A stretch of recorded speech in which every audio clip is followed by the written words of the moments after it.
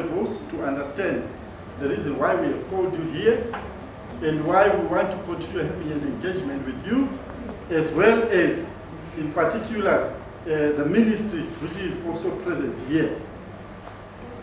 Just briefly, these are the current situations in the area we work, which is the area of informal workers and traders. Here we have 5 organizations represented. We came up with a consortium because we felt we had issues of common interest. And within us, we are sharing the challenges taking place in the areas we operate in, as we are pushing the main agenda of having a formalization strategy of the informal economy, or a policy framework or an act which decriminalizes the operations of the informal economy and incorporates them as part of the mainstream economy, who are also contributing to the country's GDP. I'm happy the the Portfolio Committee of Industry is represented here. And this is a very important argument that the formal industries in Zimbabwe, they cannot operate or function properly without the support of the informal economy actors. Right, the effects, I think we had COVID-19, which has affected us the whole of last year. And this resulted in informal workers and traders being the first mainline target to be locked down, to be locked at home, not to work. And as a result, there are a number of challenges which have come on board. And these challenges have gone beyond hunger. We also have issues to do with, there are many vulnerable effects which have come on board. So some of the points are there, but I'm just quickly running down in brief.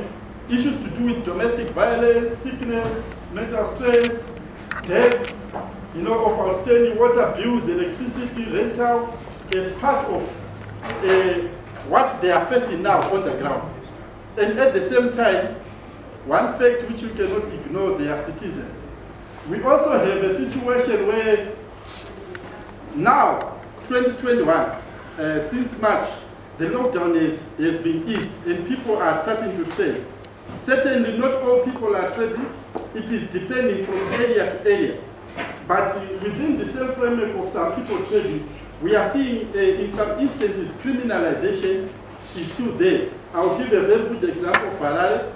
We know our city fathers in Harare, they are very robust as far as arresting vendors is concerned.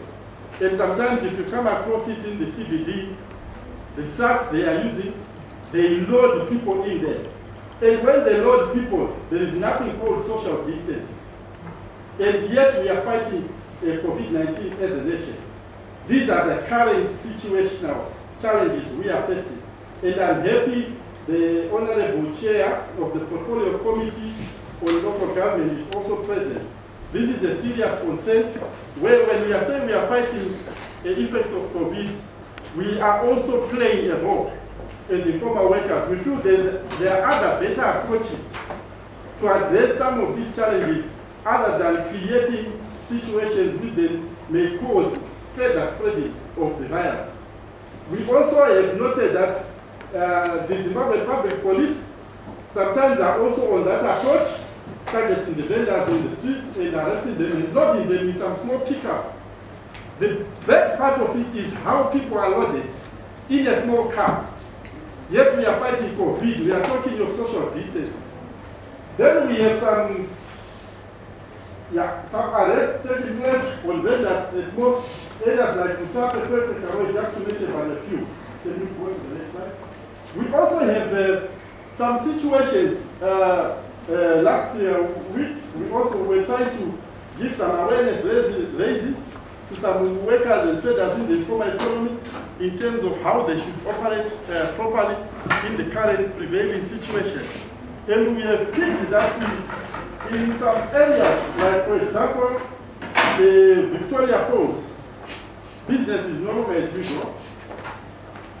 People are suffering. And their call was to say, please, if the government will have a special consideration, as much as the stimulus package from government, but if there can be a special consideration, because the industry in big falls are tourists. and existence, no aeroplanes are landing in due course, and automatically livelihoods are in danger. So they were talking of saying if there will be a special package which can take care of the concerns of the people in Victoria Falls, not only informal traders, but the people in general, so that life can be the same. Because existence, life is not normal. We were in Hwange, and in Hwange, one of the key issues which came out is, as it stands now, some people who work in the informal economy who are operating on allocated land by their local authority or local board, they are trading, but they have been given bills for 2020, yet they were on lockdown. They were not trading. Their bills have been backdated to 2020, and people are told, if you don't want, we are going to give someone else the space to operate from. So this is chaos in the environment, and because, as you know, Honorables, Hwange, sometimes it's the major part of Hwange is run by the mine. People are afraid of victimization because they are staying in the mine houses, but at the moment, this is what is prevailing on the ground. And we are just sharing with you to know. Then maybe the last point I may need to say is the issue of schools. Schools have opened, and the majority of informal workers and traders have no money to pay school fees for their children. So a lot of children are still at home, and it's a serious crime. And we have also seen that school fees are on the increase. We have seen that almost all local authorities are increasing their bills, rates, and so forth. And these are issues of concern which we want to bring to your attention. And the reason why we are pushing this agenda to say the formalization of the informal economy is very key, because we also present what is prevailing on the ground as a reality, and we are also able to come on board to make sure we have a collective approach in making sure all Zimbabweans can live a better life.